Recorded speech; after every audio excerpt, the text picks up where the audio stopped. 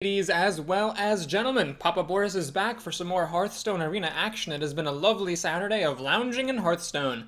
It is now time for a Druid run. We had Hunter and Priest quite recently, so Druid is up.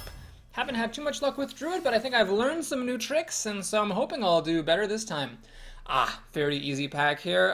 Starfall is nice. Druids do have some decent mass removal at the common level with Swipe, but Starfall is a nice out, and in the worst case scenario, sometimes dealing 5 damage to a Chillwind Yeti while paying 5 mana for that isn't great. Maybe better than the alternative. Okay, I can grab a Taunter here. I think I'm actually going to go for the Panda, though. The Panding is oftentimes a nice thing to have, and if you already know it's in your deck early in the draft, then you can kind of draft around it to some extent. Definitely have respect for the Ironbark Grizzly, but we'll go for the 2-drop here. Oh, geez. Well, we get Naturalized, which is a bit of kind of late-game removal, and so just treat it like a card that even though it costs only 1 mana, I'd only play like on turn 8 when I desperately needed to kill a really important creature. Or I can grab War Golem. I can't stomach Nightblade. I think I'll just grab War Golem and have some late game. Alright, here we're gonna get an Enraged creature. I'm not a fan of this mediocre Taunter. Well, we already got a 2-drop. This is the best 2-drop in the game, though. But it'd be nice to keep a balance and get a 3-drop. Yeah, let's go ahead and grab a 3-drop here to keep it balanced for now. I do have a lot of respect for Innervate. In fact, Ascension Shieldmaster is a great thing to Innervate, but hopefully we can take an Innervate later on without passing up a Premier 4-drop. Silence, this will be nice to have in the deck, so I'm going to grab it here. And here I have another chance at this mediocre Taunter. I'm going to get Power of the Wild. I love this spell so much. So early in the game it can be your 2-drop, later in the game it can buff your creatures and make a really big difference. I'm going to happily pick that up. Wild Growth, man, I don't know. I mean, I guess you have to respect it. It does kind of put you ahead on the mana, but you are going down a card. I think I'd rather just take this big dude for 5 mana and call it a day. Aha, here we have Total Trash and then Innervate. Now I'm going to grab the Innervate and be happy doing it.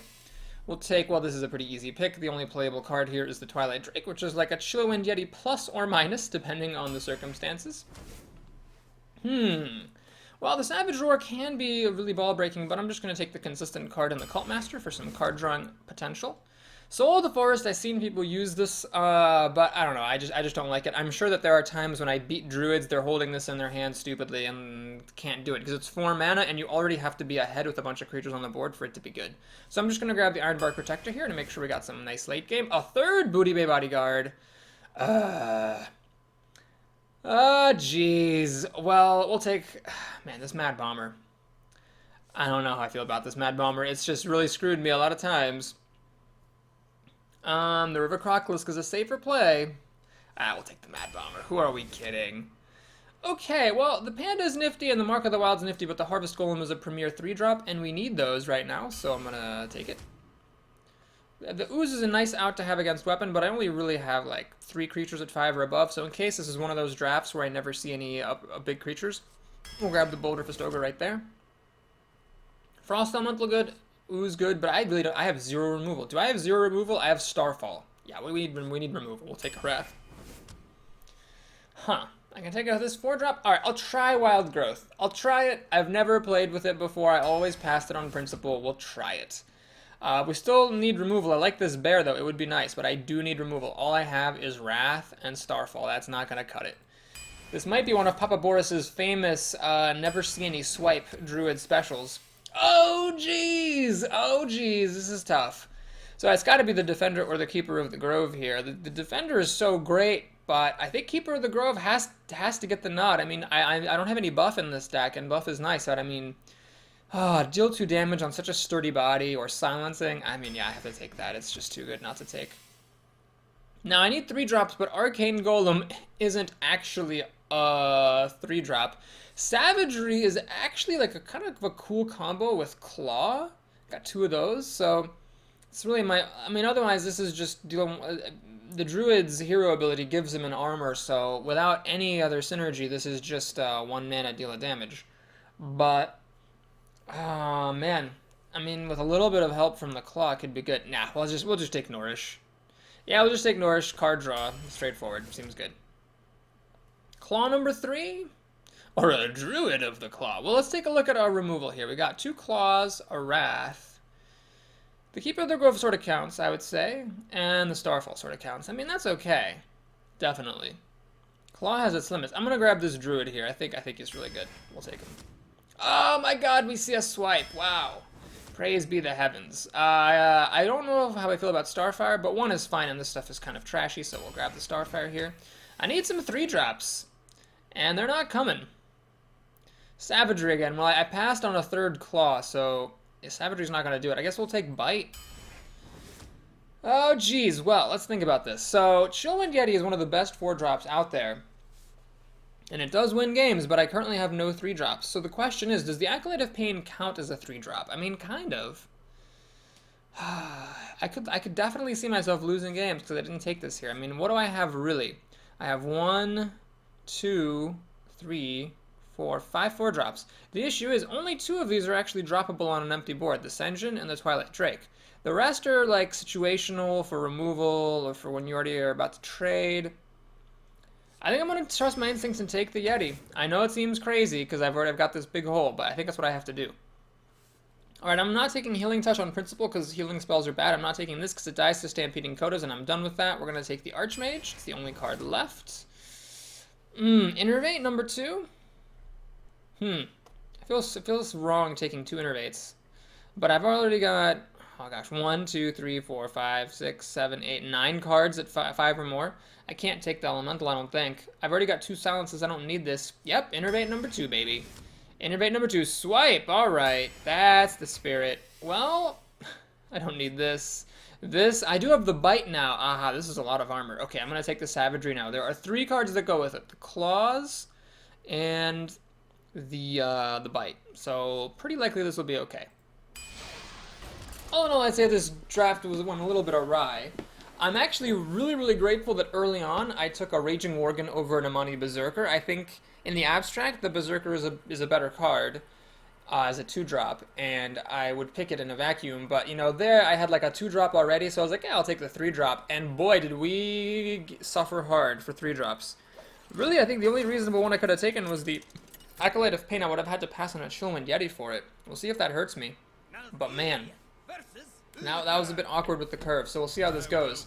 I mean, if I can make it to the end game, I'll be fine. It's just getting there that's going to be a bitch. Okay, well this is actually this is perfect for going first. So I'm going to send back the Nourish, and I'm innervating a Worgen on turn 1. So don't forget that the Innervate, you have to add in on your first turn the Mana Crystal that you get for being the first player. So you actually have a total of 3 mana here. Alright, 3/3 on turn 1. With Wind, Fury, and Enrage seems good. I mean, what answer could a Paladin even have? Probably the Humility. That's... well, actually, you could have a lot of answers. What am I talking about? That's actually a really risky play. I mean, all you have to do is coin any 3/2, and he's totally fine. Well, luckily, he didn't seem to have any 2-drops, so my Gambit works here. Let's see if he has any 3-drops. Yeah, I mean, if he has any 3-drop that trades with the Worgen, or 2-drop that trades with the Worgen, he'll be totally fine here.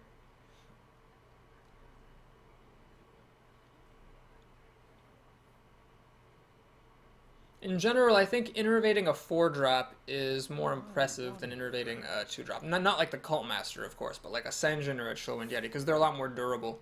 2-drops and 3-drops aren't going to kill him. Scarlet Crusader is actually a very, very good answer to this. Unfortunately, I cannot kill this. So Claw and the hero ability both deal damage, but they both involve like you attacking, so it doesn't actually work. So we're just gonna have to pop the Divine Shield. There's no reason to use the Claw here, and we're going to... ah, man, it's tricky. I mean, could my opponent buff this? Is use the coin, so no Blessing of Kings. Yeah, I think my opponent's gonna make this trade for me, so I'm gonna go ahead and be a little bit ballsy and deal 3 extra damage to him. So that Innervate, I don't know. I mean, I just went down a card to put this into play early, and I'm not really sure I got much out of that. Not on my Ah, well, that blows. So I'm going to have to do a bit of a suboptimal play here. The Cult Master is obviously no good. I think I have to spend my swipe to kill these 2 things off. Or I could Mad Bomber. Well, what's life if you don't live? Hang on a minute. I can Claw first, attack this thing. Then I'm sort of hedging my bets a little bit. I mean, if I play Mad Bomber, let's imagine worst case, like me, him, this guy. Now what? I can kill one of them, but not the other. Yeah, let's hedge my bets. I'm going to claw up For the wilds. for the wilds. And I got pretty good odds of hitting the Scarlet Crusader. It's not guaranteed. Okay, those were 1 in 27 odds there that all three would hit me. That is fan-fibbity-tastic. Fan-fibbity-tastic. Yeah, this game is going down the shithole. Oh, Jesus. Really? That is a pretty epic bomber fail. Because that bomber missed, this gets to happen. Jesus Christ. Balls.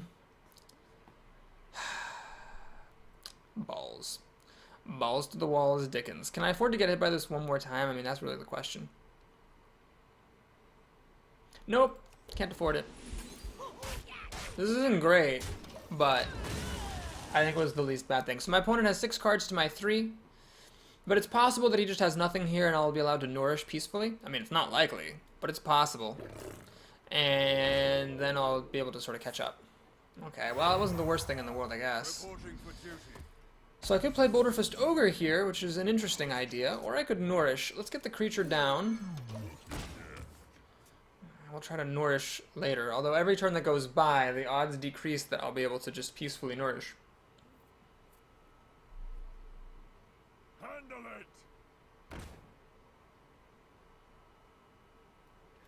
So his 2 creatures could trade for my Ogre. I mean, that'd be pretty mighty, a 3-drop essentially trading for a 6-drop. But, I guess it's damage that wouldn't be going to my face then. Yeah, I'm just gonna go for it. Fair enough. Okay. Twilight Drake is a 4/4. That's awesome. We'll go ahead and nourish for 3 cards.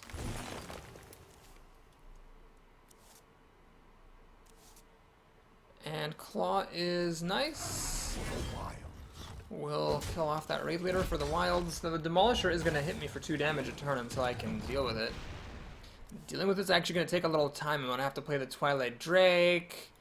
It's going to attack me again. Then I'm going to have to attack. I mean, so many things can happen. That Mad Bomber! What are the odds? 2/3 times 2/3 times 2/3. There was an 8 in 27 chance that it wasn't going to hit that Scarlet Crusader. And that's what happens. Oh, jeez. Ugh. God, that Demolisher is ridiculous. Can I afford to just play this Twilight Drake? I'm not sure I can. I'm getting hit for 6. Ah, swipe. Okay, well, we have to do that. So we're going to play Twilight Drake first.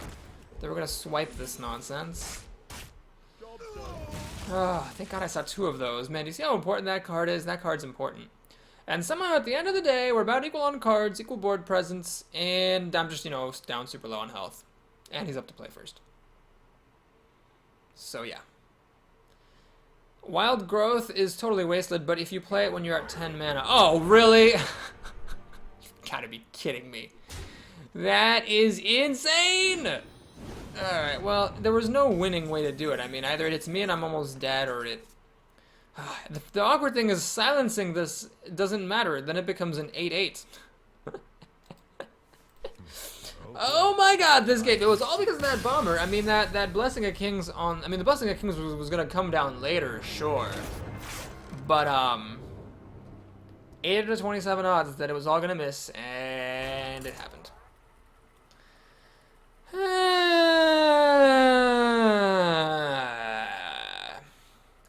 Not an auspicious beginning. That was an absolute steamrolling. I mean, I got to innervate a Worgen. Maybe the lesson learned is don't innervate Worgens. They die too easily. I mean, Scarlet Crusader was just particularly bad. Although, you know, I could have killed the Crusader with the Worgen. I could have just traded for it. Crazy Brady. Okay. Whatever. I must protect the wild. Alright, we got ourselves a nice curve here. Brewmaster Panda into removal. Swipe isn't quite as good against Shamans as it is against Paladins. Against Paladins, Swipe will incidentally kill off all his 1/1s, but against Shaman, of course, it doesn't kill off the totems. So you have to work at it a little bit. I don't have any spell damage in this deck, which makes Swipe good. I'm not sure I really saw any spell damage. Yeah, well, that blows. But he gets to trade his 1-drop versus 2-drop. I'll take it. It'd be nice if I could keep this around on the board and then kill it incidentally later with Swipe, but that is probably too much to ask for. Balls to the walls Dickens. That's all I have to say to that.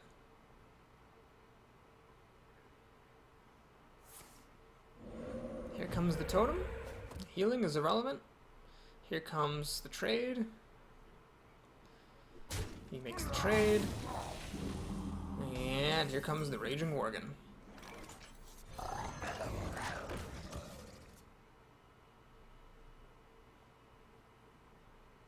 So this will inhibit some plays, but of course not all plays, as we saw. Scarlet Crusader's pretty good. Frost Shock, that is a ballsy play. Because this thing's frozen, but it does have Wind Fury. So you really do need to take care of it, Esperanto here. We're actually gonna do this. I'm gonna silence the spell damage. The reason I'm doing that is I want to put something on the board. I don't just want to sit here and hero ability and do nothing. And the spell damage, if I left it alive, forked lightning would actually have killed both of my creatures. Now, as it is, forked lightning's still pretty good. It kills off the Worgen, and the Worgen does need to die. But at least the Spellbreaker lives, so I have a 4/3 on the board. And then next turn, my opponent is going to be overloaded. What is going on? What? That is a very ancient. You don't really want to. Oh, geez.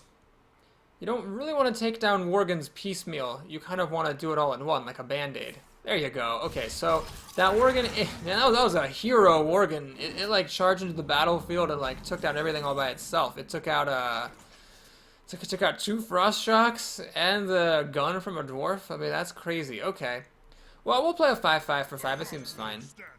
And yeah, we'll just go ahead and kill that thing too. No need to let it live. The nice thing about silencing a Shaman's Totem, as I mentioned before, it's not a total waste. It means that now he can't get this totem again. Because it's still considered to be on the board for the purposes of the hero ability, so he can't flip another one, but obviously he's not getting the benefit. The only way to save yourself from this predicament is to use a panda to put the totem back into your hand, or to buff the totem with damage, letting it attack and kill itself. Otherwise, you're screwed. Wow. Well, I think this board is ripe for a swiping. I could also make I think for the 4/6 taunt would be really good here too, protecting my guy. It's a bit fragile though. Obviously, a silence or a hex or whatever would kind of unleash the floodgates. So let's take a look. I get a hero ability, popped into that. I could swipe, say, the healing totem, kill Scarlet Crusader, kill the 1/1. So basically, I'm just using a swipe to kill a Scarlet Crusader and a totem? Is that really it? I mean, it has qualitative value. It's keeping my 4/1 alive. Alright, I'll do it. It seems like the right move. I could also swipe my opponent, but I'd rather get rid of this totem while I'm at it. This totem I don't want to get rid of, because I don't want my opponent getting another spell power totem. Now, there is a risk, of course, that he could play a Direwolf Alpha or a Raid Leader or a Flame Tongue Totem, and then this can actually be useful, but I'm not going to play around that. I'll let him, trade it off and kill a creature if he really wants to do that, which of course he will. Yeah, I'm taking a gamble. Here's what I'm trying to say. It's definitely a gamble.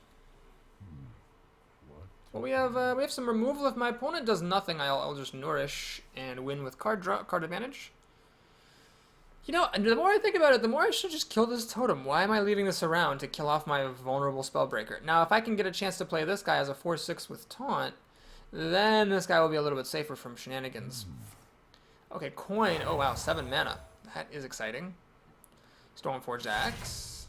And Spiteful Smith. Okay, that's a potential combo.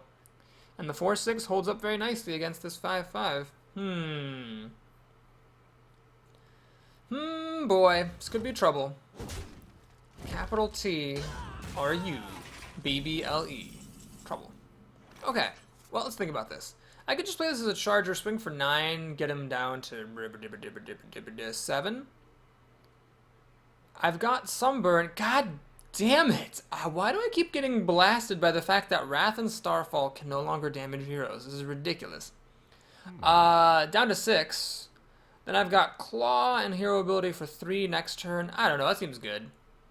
A safer play would be to play it as a 4/6, taunt, protect my Frostwolf Warlord, just swing for 5. Alright, we'll do that. That feels a bit safer for some reason. My opponent could, of course, have all kinds of answers. Let's actually just ping that thing off. So I'm threatening the kill, basically. This is 9, 10, 11 damage. Darn, grumble, grumble, grumble, grumble, grumble, grumble. So my opponent does have to deal with that. He needs to kill my creatures or taunt or heal or something. He could use the Spiteful Smith to attack into the Druid and then hit it with the axe, but then he's still taking the damage, so it's not actually going to save him to kill the Druid of the Claw in that fashion. Forked Lightning, okay, that'll get him a little bit of the way. So now the Spiteful Smith can actually kill the Druid of the Claw.